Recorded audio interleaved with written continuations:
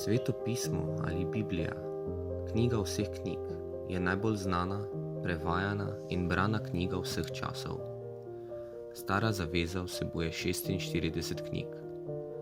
39 knjig, zapisanih v hebrejskem jeziku z odlomki v aramejščini, sestavljajo tako imenovano hebrejsko Biblijo, Sveto pismo Judov v Palestini. 7 preostalih knjig je bilo zapisanih v grščini za Jude v izseljenstvu, diaspori, in so prišle k nam v prevodu, ki ga imenujemo Septuaginta, oziroma 70. Te knjige imenujemo deveterokanonične. Nova zaveza je sestavljena iz 27 knjig, napisanih v grščini.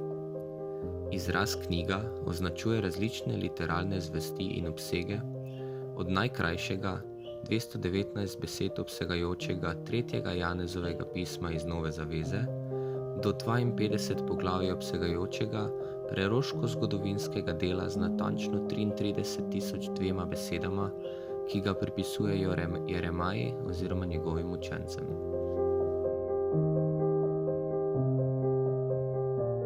ויאמר אדוני אם נא מצאתי חן בעיניך אל נא תעבור מעל עבדיך. יוקח נא מעט מים ורחצו רגליכם והישענו תחת העץ.